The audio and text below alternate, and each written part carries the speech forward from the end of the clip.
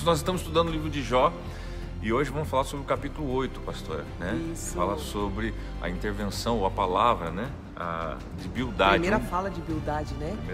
Já vimos ele falando, Bildade, depois à frente vamos ver Zofar falando, tá? Lembrando que ele foi um pouco empático, né? Só para fazer uma breve recordação, isso? Né? Isso. Recordar, porque a gente entende que, ainda que seja uma verdade, há os momentos certos, pastor, de se falar, né?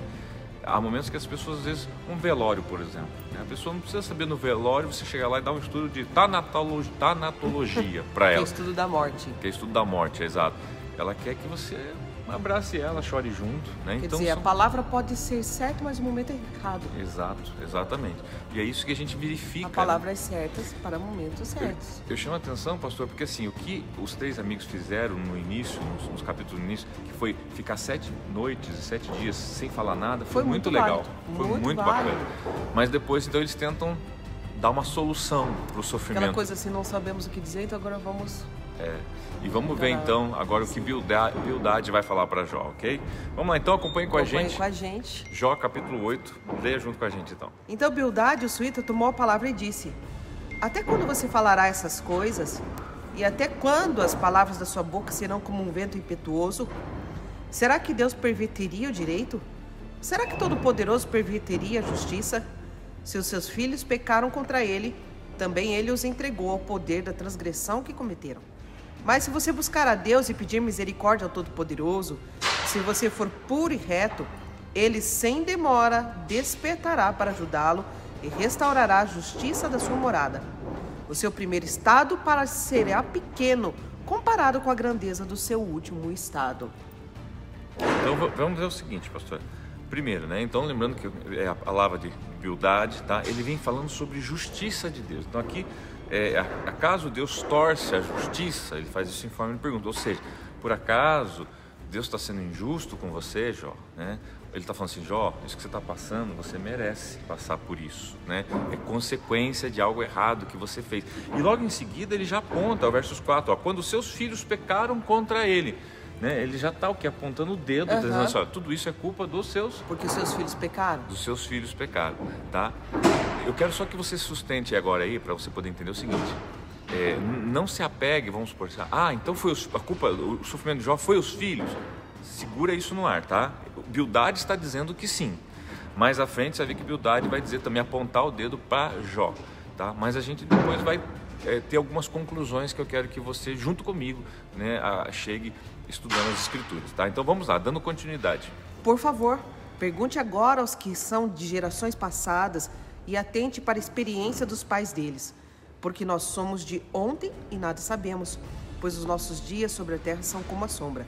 Será que os pais não o ensinarão, falando com você? Será que do próprio entendimento não proferirão essas palavras? Pode o papiro crescer fora do pântano? Ou cresce o junco sem água? Quando estão verdes e ainda não foram colhidos, secam antes de qualquer outra erva. São assim as veredas de todos que se esquecem de Deus, e a esperança dos ímpios perecerá. A sua firmeza será frustrada, e a sua confiança é teia de aranha. Ele se esconde em sua casa, mas ela não resiste. Agarra-se a ela, mas ela não fica em pé. Então, queridos, aqui, veja bem, então ele fala assim agora, Jó, lembre das outras gerações, né? Ele fala assim no versículo 8, ele fala assim: pergunte às gerações anteriores e veja o que seus pais aprenderam. Ele está dizendo assim: olha para trás, olha o que foi ensinado.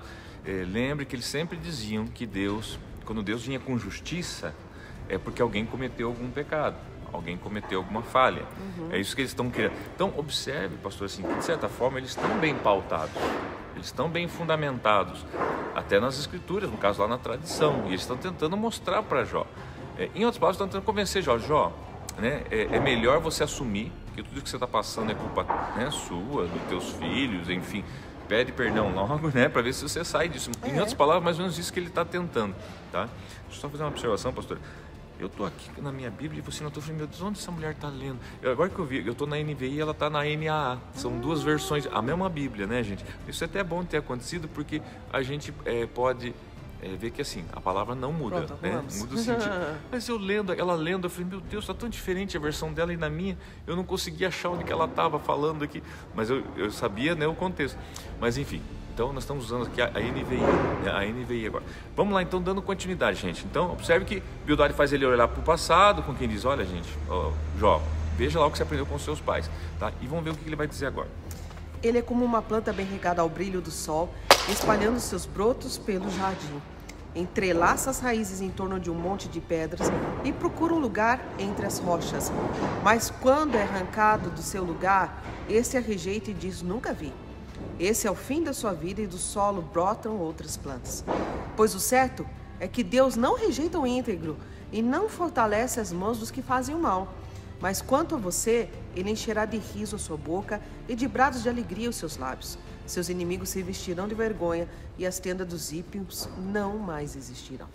Então observe que agora, gente, né, aqui é uma questão bem interessante, tá? Deixa eu ver aqui, é o versos 20, se não me engano, fala, pois o certo é que Deus não rejeita o íntegro, tá? E não fortalece as mãos dos que fazem mal. Deus não rejeita o íntegro, quer dizer, Deus está te rejeitando, Jó, por isso que você está passando por tudo isso.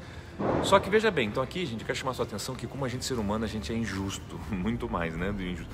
Porque assim, se Bildad tivesse tido acesso às palavras de Deus lá no capítulo 1 e 2, o próprio Deus fala que Jó era um homem íntegro, justo e temente a Deus. E agora então, seus amigos estão acusando ele, pastor, que está faltando a integridade dele. Então quem que está certo aqui? É a análise dos seus amigos ou é a análise de Deus? Quantas vezes, gente, Deus olha para você e vê você uma pessoa justa, íntegra, um coração voltado a Deus, temente a Deus. Agora, quando a pessoa que está do teu lado olha para você, vê que você pensa que você não é íntegro, pensa que você não é justo, porque vê algo que você está passando, pastor, e já logo quer concluir que isso que você está passando é resultado de alguma falta de atributo que você tem. Então, o que eu quero demonstrar aqui nesse capítulo, pastor, é como a gente pode ser mal. Como a gente, ser humano, a gente pode ser mal. Né? Isso. Porque, veja, o próprio Deus disse que Jó era íntegro, justo. E agora o ser humano vem dizer que não. E ainda usa a justiça de Deus. É aquela coisa, em nome de Jesus eu te condeno. Deus não condenou, mas em nome de Jesus eu te condeno. Gente, que maldade. Meu Deus, que maldade. E isso aqui traz outro ensino, pastor. É o seguinte. Mas o que eles aprenderam com os antepassados? Eles aprenderam o seguinte, que toda dor, todo sofrimento era fruto de um pecado. E de certa forma, gente, não está errado esse pensamento. Agora, partindo do princípio, pastor, que Deus é Deus, Criador, e Ele faz o que Ele quer, e Deus não tem limite, Deus pode sim provar um homem. E aqui que está o foco.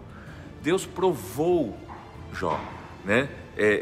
Deixou isso para nós, né? Mostrando o seguinte, nem tudo de ruim que acontece na sua vida é fruto de um pecado.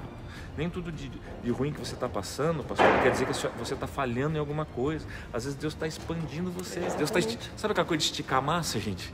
Deus está esticando a massa, só isso, né? Não tem uma coisa. Agora, quem vê do lado, pastora, logo vai o quê?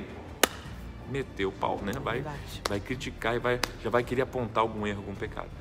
Gente, o capítulo 8 é isso, né? Se for apontar, aponta para si mesmo, né?